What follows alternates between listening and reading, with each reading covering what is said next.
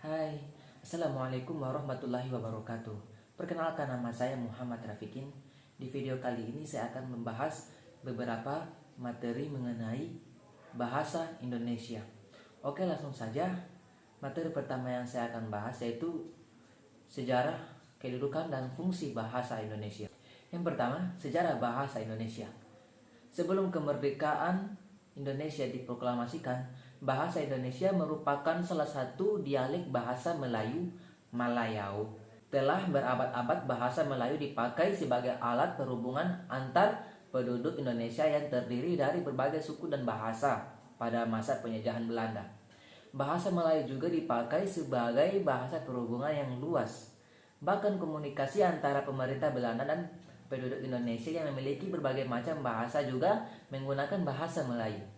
Setelah kemerdekaan Indonesia diproklamasikan pada tanggal 17 Agustus 1945, pada tanggal itu pula ditetapkan Undang-Undang Dasar 1945 yang di dalamnya terdapat pasal yang menyatakan bahwa bahasa negara adalah bahasa Indonesia.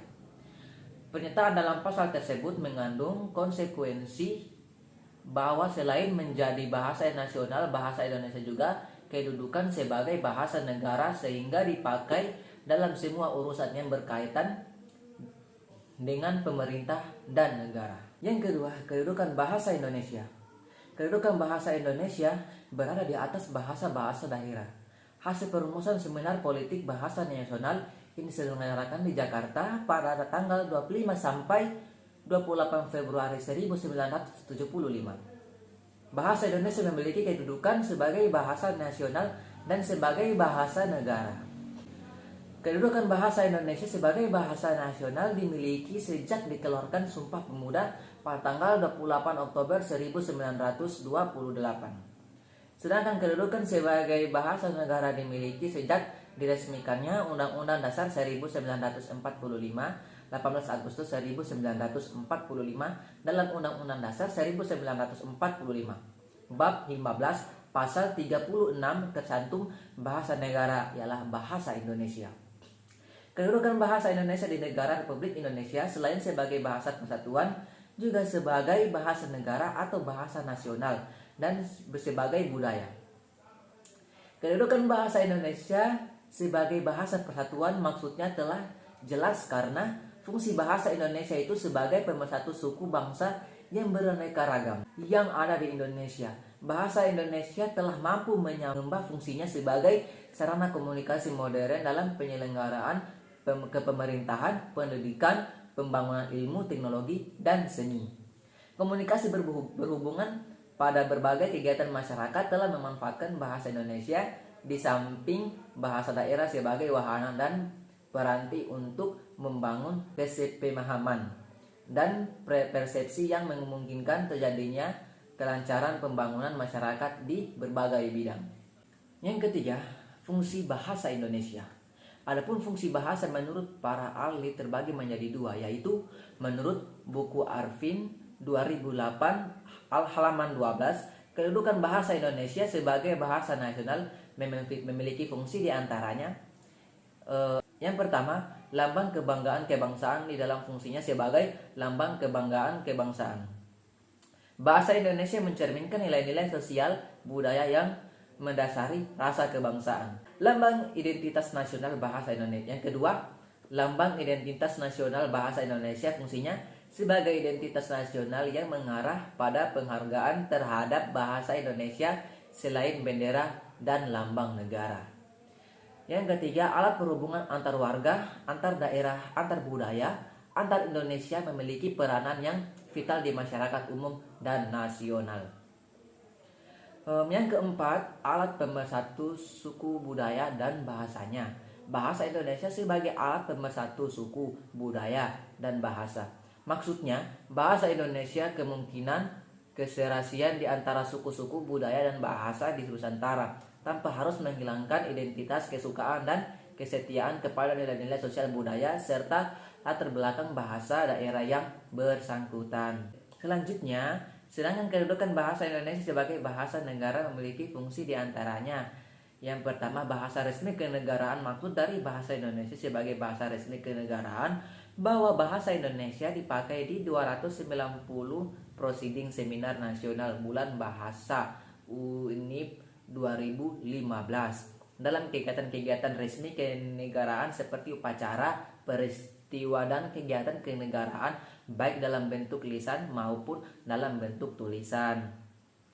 Bahasa pengantar dalam pendidikan bahasa Indonesia memiliki fungsi vital di dunia pendidikan di Nusantara ini, mulai dari taman kanak-kanak sampai dengan perguruan tinggi di seluruh Indonesia, kecuali pada daerah-daerah tertentu yang masih menggunakan bahasa daerah sebagai bahasa pengantarnya seperti Aceh, Batak, Sunda, Jawa, Madura, Bali, dan Makassar. Akan tetapi hanya sampai tahun ketiga pendidikan sekolah dasar. Yang ketiga, alat perhubungan pada tingkat nasional. Dalam hal ini bahasa Indonesia dipakai bukan saja sebagai alat komunikasi timbal balik antara pemerintah dan masyarakat luas, dan bukan saja sebagai alat perhubungan antar daerah dan antar suku, melainkan juga sebagai alat perhubungan di dalam masyarakat yang sama latar belakang sosial, budaya, dan bahasanya.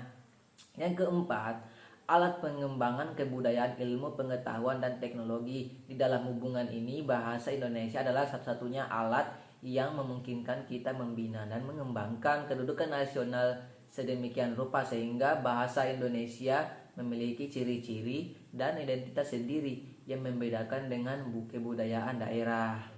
Oke teman-teman, kesimpulan dari materi pertama yang saya bahas ini adalah terhadap kedudukan dan fungsi bahasa Indonesia dapat menjadi dasar menumbuhkan jiwa nasionalisme kaum muda dan pelajar. Dalam hal ini bahasa Indonesia mempunyai dua kedudukan, yaitu sebagai bahasa nasional dan bahasa negara. Dalam kedudukan sebagai bahasa nasional, bahasa berfungsi sebagai lambang kebanggaan kebangsaan, identitas nasional, alat perhubungan antar warga, antar daerah, dan antar budaya, dalam alat pemersatu suku, budaya, dan bahasa di Nusantara. Oke, materi selanjutnya kita akan membahas mengenai ragam bahasa, ragam ilmiah, dan ragam sosial. Yang pertama kita bahas yaitu mengenai pengertian ragam bahasa. Menurut peraturan dari Beckman 1990, ragam bahasa merupakan suatu variasi penggunaan bahasa menurut penggunaan yang berbeda-beda menurut topik yang dibicarakan, kawan bicara, hubungan pembicara, orang yang dibicarakan, dan menurut pembicara. Dalam ragam bahasa terdapat beberapa ragam bahasa, yaitu ragam bahasa lisan dan ragam bahasa tulis. Selanjutnya fungsi ragam bahasa. Yang pertama, untuk menyatukan ribuan bahasa. Kemudian sebagai alat pemersatu hubungan antar budaya. Yang ketiga, untuk menyatukan beragam kelompok etnis yang berbeda. Yang keempat, simbol kebanggaan nasional. Dan yang terakhir yaitu simbol identitas nasional. Kemudian macam-macam ragam bahasa. Macam-macam ragam berbahasa dibagi atas beberapa bagian. Yang pertama, berdasarkan media, berdasarkan standar, berdasarkan topik pembicaraan, dan berdasarkan cara pandang penutur. Oke, selanjutnya mengenai ragam ilmiah. Pengertian ragam ilmiah. Ragam ilmiah merupakan bahasa Indonesia baku yang digunakan untuk menciptakan karya-karya ilmiah. Biasa digunakan untuk memaparkan fakta, konsep, prinsip, dan teori. Selanjutnya ragam sosial. Ragam sosial yaitu ragam bahasa yang sebagai norma dan kaidahnya berdasarkan atas kesepakatan bersama dalam lingkungan sosial yang lebih kecil masyarakatnya. Kemudian yang pertama di sini ada unsur-unsur sosial. Yang pertama, kelompok sosial, budaya, lembaga sosial, sertifikat sosial, dan yang terakhir yaitu kekuasaan dan otoritas. Dan yang kedua adalah jenis interaksi sosial. Oke, materi selanjutnya mengenai ejaan yang disempurnakan atau disingkat sebagai EYD. Oke, di sini kita akan membahas pengertian dari ejaan yang disempurnakan. Ejaan merupakan kaidah yang harus dipatuhi oleh pemakai bahasa demi keteraturan dan keseragaman bentuk, terutama dalam bahasa tulis. Keteraturan bentuk akan berimplikasi pada ketetapan dan kerjasama makna. Ejaan yang disempurnakan adalah ejaan bahasa Indonesia yang berlaku sejak tahun 1972. Ejaan ini menggantikan ejaan sebelumnya. Berdasarkan sejarah perkembangan ejaan, sudah mengalami perubahan sistem ejaan, yaitu yang pertama, ejaan Van Ophuijsen, yang kedua, ejaan Suwandi, yang ketiga, ejaan Melindo atau Melayu Indonesia. Ejaan yang terakhir adalah ejaan yang disempurnakan. Ruang lingkup EYD mencangkup 5 aspek, yaitu pemakaian huruf, penulisan kata, penulisan unsur, dan yang terakhir yaitu pemakaian tanda baca. Dalam ejaan yang disempurnakan memiliki fungsi utama, yaitu fungsi utama penggunaan EYD adalah sebagai alat pemersatu dan menjadi tolok ukur bagi benar tidaknya pemakaian bahasa seseorang atau sekelompok orang. Oke, kesimpulan dari materi mengenai ejaan yang disempurnakan adalah tata bahasa dalam bahasa Indonesia yang mengatur penggunaan bahasa Indonesia dalam tulisan, mulai dari pemakaian dan penulisan huruf kapital dan huruf miring, serta penulisan unsur sarapan EYD diartikan sebagai tata bahasa yang disempurnakan. Oke, materi selanjutnya adalah mengenai diksi atau pilihan kata. Yang pertama kita harus mengetahui itu pengertian diksi. Diksi adalah pilihan kata yang digunakan untuk menyampaikan gagasan, ide kepada lawan bicaranya. Diksi juga termasuk gaya bahasa yang berstruktur gramatikal. Diksi digunakan pada saat penutur ingin bertutur baik secara langsung maupun tidak langsung. Dan diksi sangat penting dalam berkomunikasi sehari-hari. Oke, kemudian kita harus mengetahui juga jenis diksi. Pada umumnya, kata dibedakan atas makna yang bersifat anotatif dan makna kata bersifat konotatif. Mengungkapkan bahwa makna denotatif adalah makna dasar suatu kata yang menunjuk acuannya dan tidak mengandung nilai rasa. Sedangkan makna konotatif adalah makna tambahan yang mengandung nilai rasa terhadap makna dasar. Selanjutnya diksi arkais.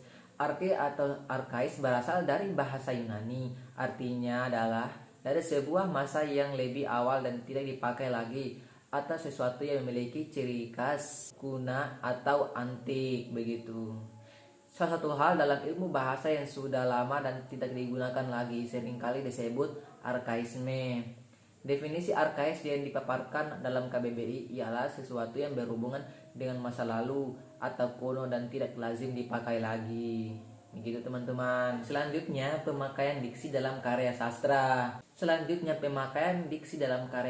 Terbagi atas beberapa bagian. Yang pertama denotasi, yang kedua konotasi, dan yang terakhir adalah kelangsungan kata. Selanjutnya fungsi diksi dalam karya sastra.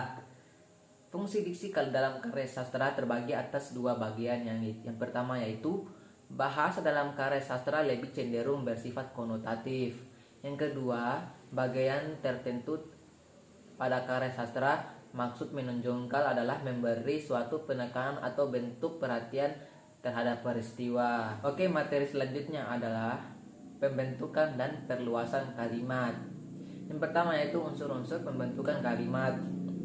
Unsur-unsur pembentukan kalimat terbagi atas beberapa bagian. Yang pertama yaitu kata, yang kedua itu frasa, dan ketiga itu adalah klausa. Kemudian bagian-bagian kalimat.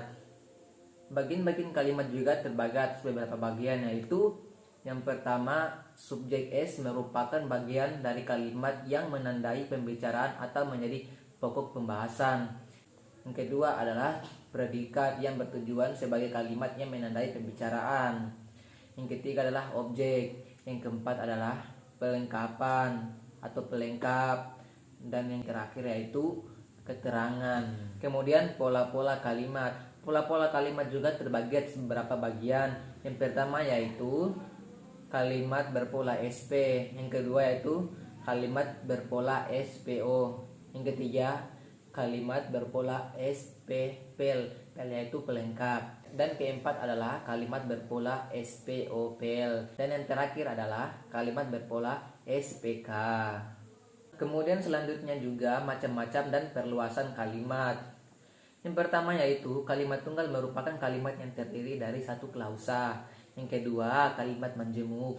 Yang ketiga kalimat menjemuk setara. Yang keempat, kalimat menjemuk repatan. Selanjutnya, kalimat menjemuk bertingkat. Kemudian yang terakhir adalah kalimat menjemuk campuran. Oke, materi selanjutnya adalah pembentukan dan perluasan paragraf. Yang pertama, kita harus mengetahui pengertian paragraf.